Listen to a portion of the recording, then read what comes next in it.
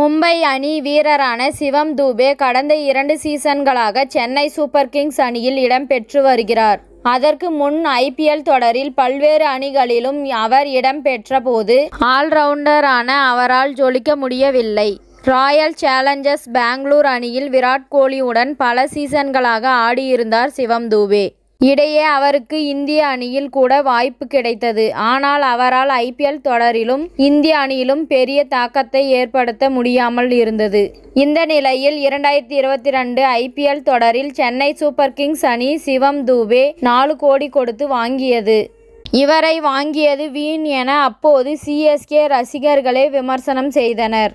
ஆனால் தோனி எனும் குரு சிவம் துபே பட்டை தீட்டினார். அவரை பந்து வீச்சாளராக பார்க்காமல் வெறும் அதிரடி பேட்ஸ்மேனாக பார்த்தார் தோனி. அதன் விளைவாக 2023 IPL தொடரில் பேட்டிங்கில் பல முறை CSK அணிக்கு வெற்றி தேடிக் கொடுத்தார் சிவம் துபே. இதையடுத்து அவருக்கு இந்திய T20 அணியிலும் வாய்ப்பு தேடி வந்தது. ஆப்கானிஸ்தான் அணிக்கு எதிரான T20 தொடரில் ஒவ்வொரு போட்டியிலும் நிலைத்து நின்று அரை சதம் அடித்து தன் திறமையை நிரூபித்தார்.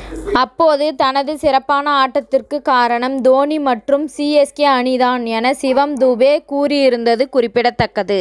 T20 போட்டிகளுடன் நிற்காமல் தற்போது மும்பை அணிக்காக உள்ளூர் டெஸ்ட் தொடரான ரஞ்சி டிராபி தொடரிலும் சிவம் துபே கலக்கலாக ஆடி வருகிறார். அசாம் அணிக்கு எதிரான போட்டியில் இந்த சீசனின் 2வது சதத்தை பதிவு செய்தார் சிவம் துபே. 87 பந்துகளில் சதம் அடித்து மொத்தம் 121 ரன்கள் குவித்து ஆட்டமிழக்காமல் இருந்தார். இந்த இன்னிங்ஸில் அவருக்கு அடுத்ததாக எடுக்கப்பட்ட அதிகபட்ச ஸ்கோர் 31 தான். அந்த அளவுக்கு மும்பை அணியில் ஆதிக்கம் செலுத்தி வருகிறார். 2023 மற்றும் 2024 ரஞ்சி டிராபி தொடரில் பந்து வீச்சில் 7 இன்னிங்ஸில் 12.08 பந்துவீச்சு சராசரியில் 12 விக்கெட்டுகள் வீழ்த்தியிருக்கிறார் சிவம் துபே. அவரது பந்து வீச்சு சராசரி அதிக விக்கெட் வீழ்த்திய முதல் 10 வீரர்களை காட்டிலும் குறைவாக இருப்பது குறிப்பிடத்தக்கது.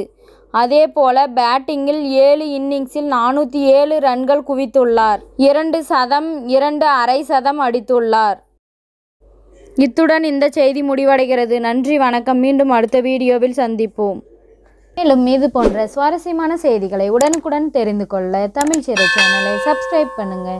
பெல் ஐகானை கிளிக் பண்ணுங்க.